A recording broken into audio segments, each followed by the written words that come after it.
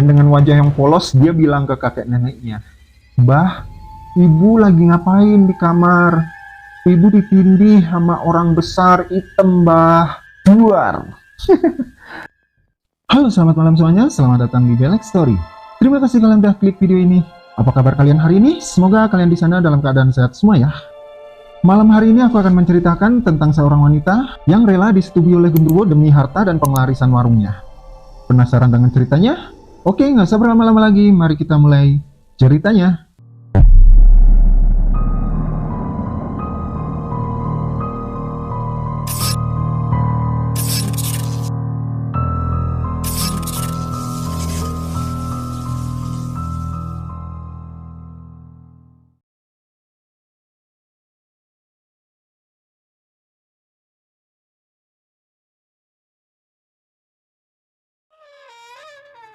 Neng Ayu, nama samaran ya. Ayu berusia 35 tahun, dia mempunyai anak laki-laki yang berusia 5 tahun yang bernama Doni. Dia mempunyai usaha warung makanan, dan dia udah bercerai sama suaminya semenjak 4 tahun saat anaknya Doni masih berusia 3 tahun. Setelah dulu Neng Ayu menikah, seolah-olah kesialan ini menimpa terjadi terus sama Neng Ayu. Mulai dari dia sering sakit-sakitan, sering mengalami kekerasan dalam rumah tangga juga, hingga perekonomian yang makin lama makin memburuk. Dan setelah dia mempunyai anak Doni, dia memutuskan untuk berpisah dengan suaminya. Setelah resmi bercerai, Neng Ayu membuka usaha warung makanan di depan rumah orang tuanya yang memang di situ ada tanah sisa di depan halaman depan itu, dan di situ dimanfaatkan untuk Neng Ayu membuka usaha warung makanan. Dia pun bertekad untuk memperbaiki perekonomian keluarganya, yang dimana sejak kecil sampai saat itu, keluarganya Neng Ayu, orang tuanya Neng Ayu ini, maaf ya sebelumnya, merupakan keluarga yang kurang mampu. Dan 3 bulan awal dia membuka warung Neng Ayu ini terbilang sepi dari pelanggan. Sebenarnya ada juga sih memang orang yang datang beli makanan atau sekedar buat ngopi di warungnya Neng Ayu. Tapi bisa dibilang Neng Ayu ini belum dapat keuntungan dari usaha warungnya itu. Hingga dia udah berasa pusing memutar otaknya, hingga gimana akhirnya dia punya pemikiran untuk mencari dan mencoba penglarisan di dalam keputusasaan dia. Bertanya ke sana kemari ke teman-temannya, hingga ke sahabatnya dia. Akhirnya dia dapat info dari salah satu temannya, disarankan untuk pergi ke salah satu dukun yang berada di luar kota. Nggak mau berpikir lama, akhirnya Neng Ayu pun berangkat keluar kota untuk mencari tempat dukun itu yang dimaksud sama temannya. Dan singkat cerita, sesampainya di tempat dukun itu, Neng Ayu menceritakan nih semua keluh kesah yang dialaminya selama ini, perekonomiannya yang jatuh, yang turun, dan hidupnya yang semakin hari semakin susah. Dan dukun itu pun memastikan dan meyakinkan lagi ke Neng Ayu, "Apa kamu udah pikir baik-baik, Dok? Apa kamu udah yakin mau ambil jalan penglarisan?" Tanya sang dukun ke Neng Ayu. "Iya Mbah, Neng udah yakin kok." Dan jawab Neng Ayu ke dukun itu. Pada saat itu juga, hari itu juga, di sana dia langsung menjalani ritual bersama sang dukun kurang lebih hampir 5 jam. Mulai dari mandi kembang, hingga dia berendam di bak yang dipenuhi dengan berbagai jenis kembang gitulah. Ingat ya Dok, penglarisan ini sama sekali nggak memakai tumbal apapun. Tapi setiap malam Jumat, kamu harus mengasih makan dan siapin sesajen di rumahmu. Dan kamu bakal didatangi nama sosok makhluk gaib dan kamu harus menurutin apa kemauan dia. Ingat itu ya. Nggih Mbah, nggih.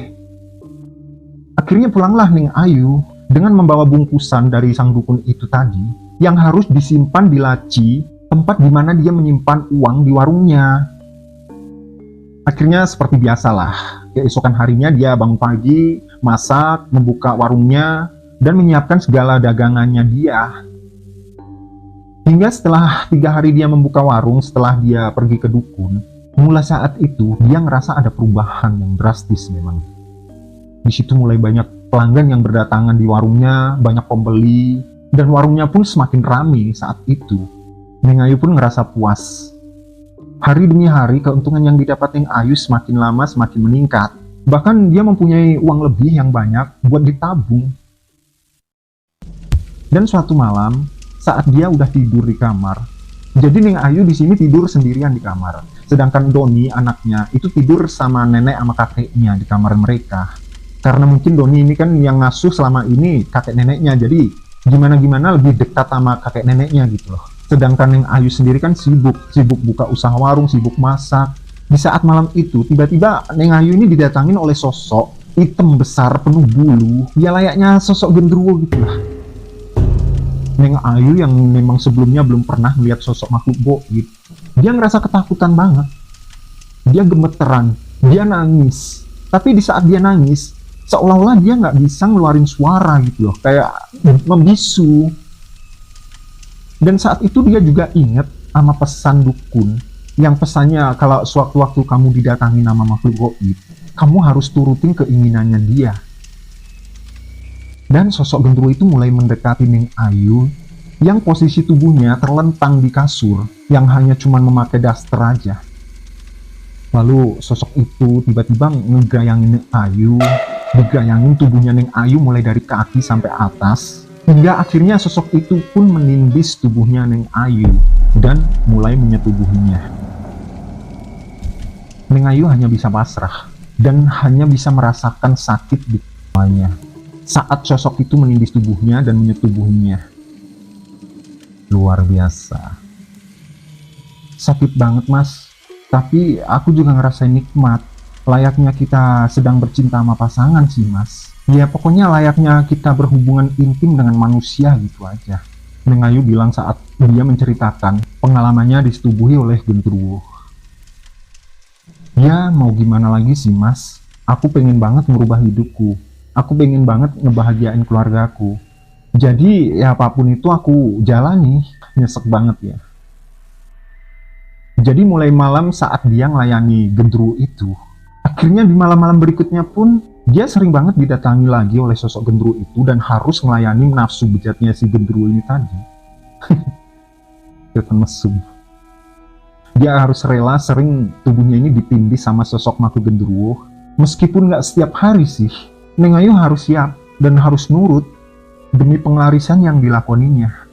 Dan hal itu berlangsung kurang lebih selama 3 tahun loh. Bayangin aja. Tapi saat selama itu, memang uangnya Neng Ayu ini terus mengalir setiap hari. Usahanya semakin laris, tiap hari warungnya selalu rame, bahkan Neng Ayu bisa membeli apapun kebutuhannya. Dan tabungannya yang semakin hari semakin banyak. Dan memang dia masih merahasiakan itu dari kedua orang tuanya. Jadi setelah Neng Ayu ini cerai dari suaminya, dia kembali dan tinggal bersama kedua orang tuanya kan. Hingga setelah lama dia merahasiakan, suatu malam saat Neng Ayu ini melayani genderuwo itu di kamarnya, dia lupa ngunci pintu kamarnya. Tiba-tiba anak laki-lakinya, si Doni, yang sebelumnya tidur sama kakek neneknya di kamar mereka, terbangun tengah malam. Dia mau pindah ke kamarnya ibunya, si Ayu. Doni tiba-tiba buka kamar pintu ibunya. Pas dibuka pintunya, Doni terdiam, melongo. Dia cuma bisa melongo saat melihat ibunya lagi ditindih sama sosok hitam besar. Saat itu juga Doni langsung balik ke kamar kakek neneknya dan dengan wajah yang polos dia bilang ke kakek neneknya, "Bah, ibu lagi ngapain di kamar? Ibu ditindih sama orang besar hitam, bah." Keluar. Dengar ucapannya cucunya si Doni, mereka berdua langsung bergegas ngecek ke kamarnya si Ayu buat mastiin gitu loh, apa yang dilakuin sama Ayu, apa yang terjadi sama Ayu. Pas dibuka sama orang tuanya Ayu, mereka memang nggak ngelihat sih sosok genderuwo, ada sosok hitam yang dibilang sama si Doni sama cucunya. Dicek-cek memang nggak ada laki-laki juga di kamarnya Ayu. Tapi mereka kaget setelah ngelihat Ayu posisinya ini tanpa memakai pakaian sehelai pun dan badannya yang penuh keringat. Dan mulai dari situ akhirnya terbongkarlah semua apa yang telah dilakoni oleh anaknya tentang penglarisan, dan Neng Ayu pun akhirnya dengan terpaksa menceritakan semuanya ke orang tuanya.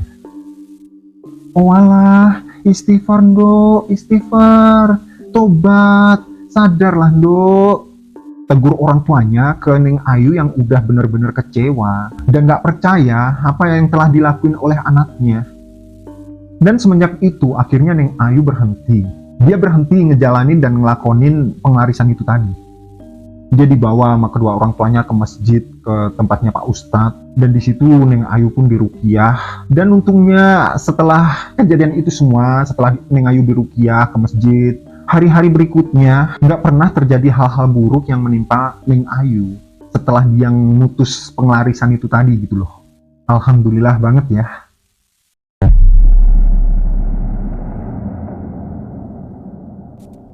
Jadi itulah tadi cerita dari Neng Ayu yang telah dibagikan ke kita semua. Semoga bisa menghibur dan menemani istirahat malam kalian ya.